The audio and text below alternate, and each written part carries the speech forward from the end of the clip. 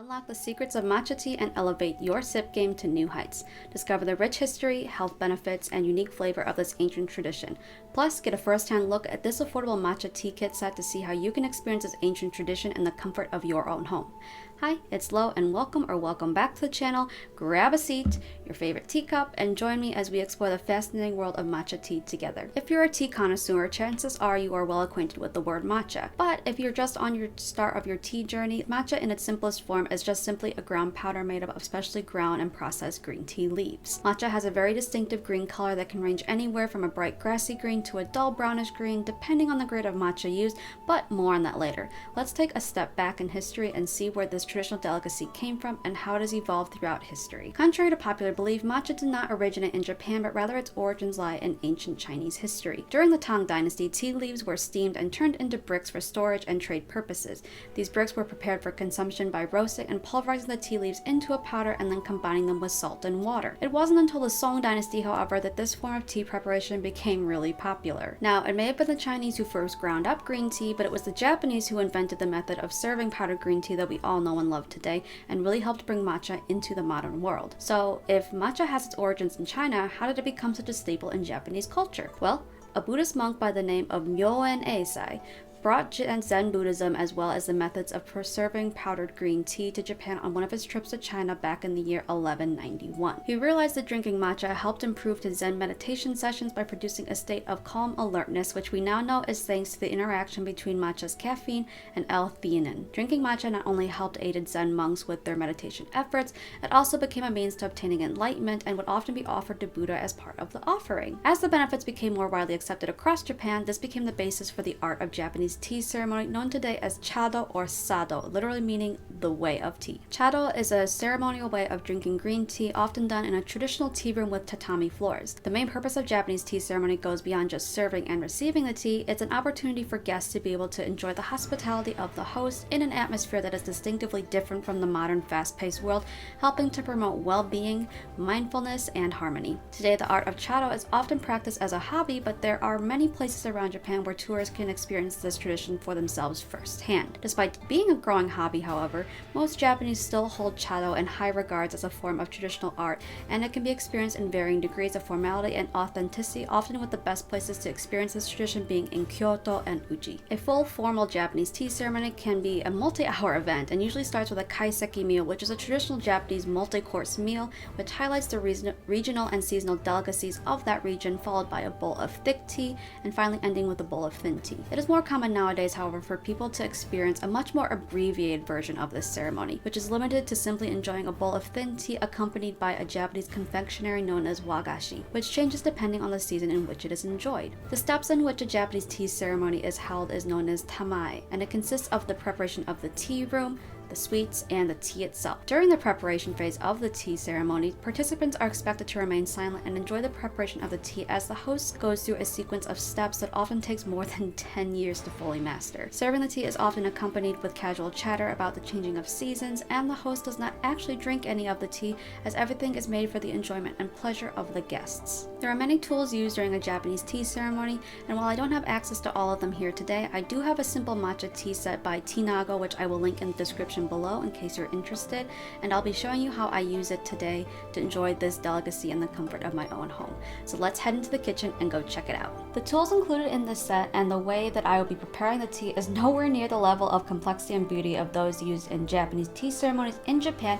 However, they are great for beginners who are just starting out on their matcha journey or just simply want to enjoy a simple bowl of this amazing tea. The set comes with a chawan, a chasen, a chashaku, natsume, chakin ceramic chashin holder, a sifter, chashaku rest, and a chakin rest, which all lay on this beautiful bamboo tray. Water temperature is super important to keep in mind when making matcha. The optimal temperature for the water is 107 degrees Fahrenheit or 80 degrees Celsius. Anything hotter than this will cause the matcha to be more bitter in taste, and nobody wants that. For a softer, more mellow flavor, you can also try making matcha with water at 158 degrees Fahrenheit or 7 degrees Celsius. While the water is heating up, go ahead and use the chashaku to scoop out 2 generous scoops of matcha from the natsume, making sure to use the sifter to sift the powder into the chawan before adding water.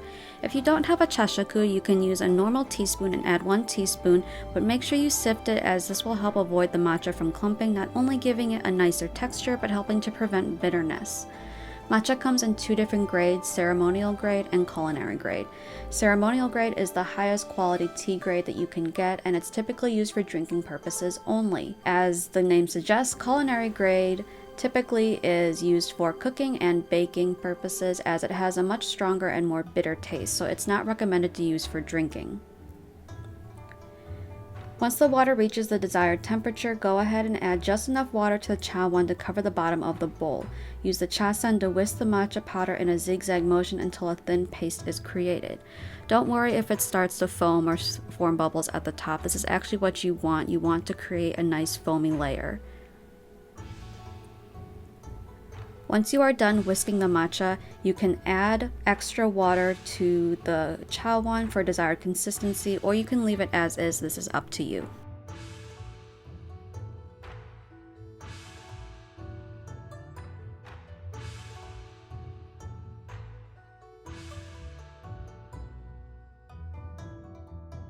The tea can be enjoyed directly out of the chawan for a bold, smooth taste, or it can be enjoyed in combination with your choice of milk to create a more mellow, soothing matcha latte. My personal favorite way to enjoy my matcha is combining with the creamy oat milk, with my favorite being the one from Trader Joe's.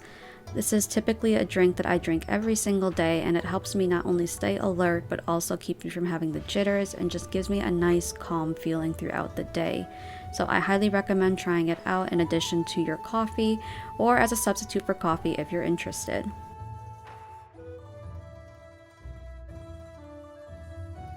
Now that you're done making your matcha, you're going to want to clean off your utensils. Add a little bit of water to the chawan, and using the chasen again in a back and forth zigzag motion, go ahead and swish the water around to clean the chasen off. Discard the water and then wipe the chawan out.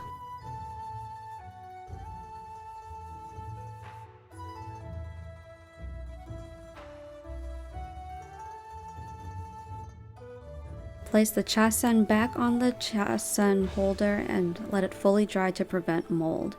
Be sure to also clean off the chashaku with the provided chakin.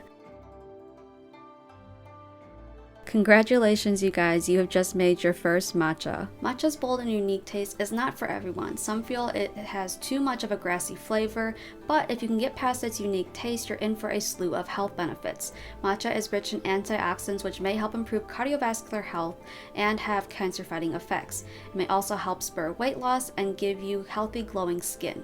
Matcha does have a fair amount of caffeine in it, so some side effects such as insomnia, jitters, anxiousness, and faster heart rate and upset stomach may be associated with drinking too much of it if you're sensitive to caffeine. From its humble origins as a form of currency to its rise as a symbol in Japanese culture and hospitality, matcha has truly earned its place as one of the most beloved teas in the world, loved for its unique flavor and health benefits.